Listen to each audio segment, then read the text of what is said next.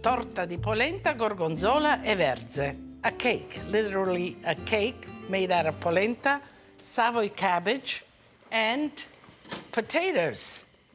So I have some potatoes boiling. They're almost cooked, halfway cooked, and I'm gonna add the cabbage to that. You just cut the core out and cut it in shreds, just like that. You know, I love cabbage, all kinds of cabbage, but I love Savoy cabbage. It is best in the wintertime. My grandmother used to make it all the time. It's one of my favorite vegetables. But in this case, I'm gonna use it to make the torta. So.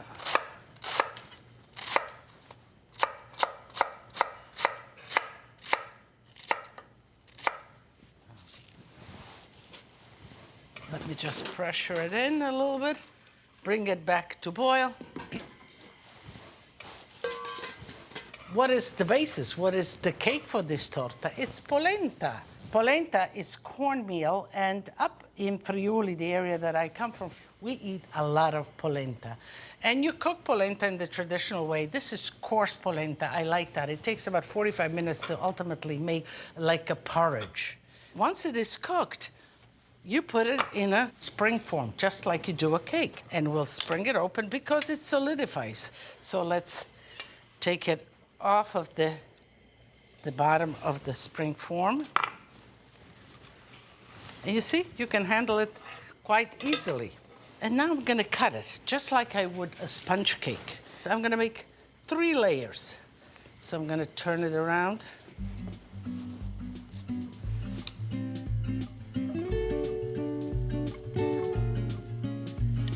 Okay, that's 1 layer.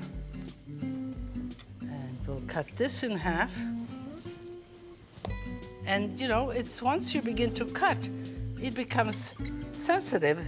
So make sure that, you see, it could crack, but that's okay. Once you bake it, it's gonna just cook together perfectly well. So that should be cut across.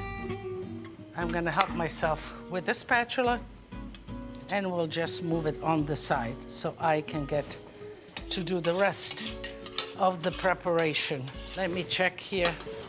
The Savoy cabbage is cooked, and the potatoes, I'm just gonna move it over. Let's put some olive oil. The garlic, I'm just gonna mash it, just like that. Get the flavor out of it, but it's easy to pick out this way. You can drain the potatoes and cabbage, or just like this, pick it up. Once the garlic has released its flavor, you just pick it up and you put it right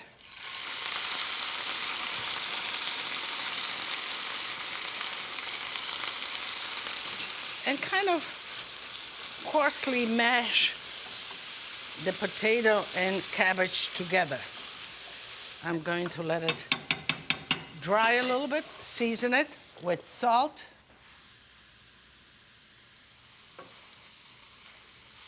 Okay, I'm going to pick out the garlic. Let's see, where else? Oh, here's another one. There's another, okay.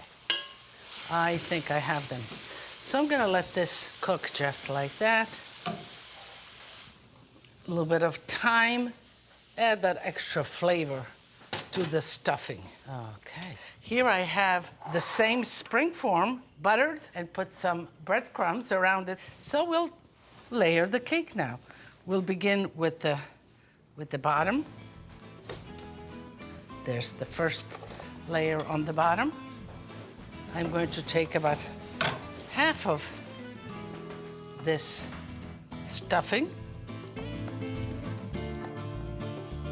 And to this, I'll add dollops of gorgonzola, just like that.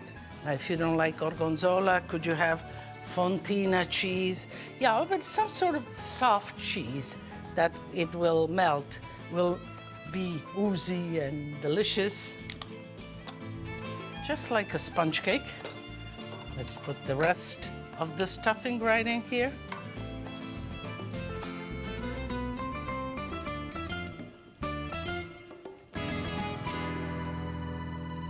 the rest of the gorgonzola. And as it bakes, the gorgonzola will melt and seep into the cabbage. So now let's put this cover on it. You can just fit it right in. Butter, melted butter. You want to cover the whole top with melted butter, just like that.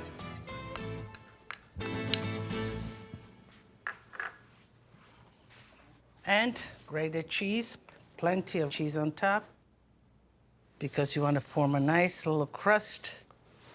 Okay. You know, polenta and cheese go so well together. It's just delicious. So here. So the torta is ready to go into the oven. You make a tent just like that. Don't put it tight on because the foil will adhere to the cheese and then you lose your cheese and you don't want to do that. So you preheat the oven to 400 degrees and you leave it in there like this for 45 minutes, and inside everything starts rebubbling, reheating, the cheese melting. And then you uncover it, and for another 20 minutes you get the crispy top, and it is delicious. So today in the studio, we've been cooking lots of polenta, and which makes me think of the restaurant where we frequently use polenta. One of our most popular dishes. We have polenta with chicken livers, and it always has crispy onion rings on top of that. Polenta was on the menu that night, so we started making it. And I was holding a very large pot of polenta, and I was pouring it out, and she was scraping it onto a platter, and a big blob of it splashed on my arm. You know, polenta is delicious and good, but it sort of bubbles like a volcano. It's just like lava, and without even missing a beat, Lidia just wiped it off my arm. And so I think Cody was a novice at polenta, and thank God I was there to save the day. I just cleaned it right off. That's someone who knows about cooking polenta. One of many great tips that I've learned from Lidia. And he hasn't forgotten it. So the torta rested a bit, still nice and hot, and out of the oven. Let me unmold it. And you can see how it is. Beautiful torta.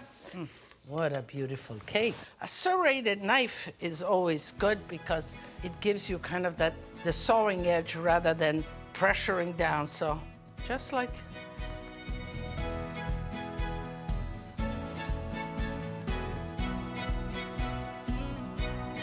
And you can see how the gorgonzola is oozing down. It is beautiful. I am determined to taste this, so.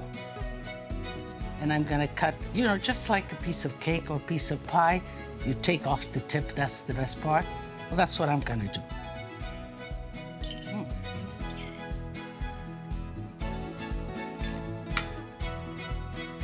Brings me back to Rema's courtyard. She did Savoy cabbage and polenta all the time, and I loved it. And I'm going to go and finish this whole piece. But while it's still warm and hot and I'm gonna eat, I invite you. So do come, tutti a tavola a mangiare.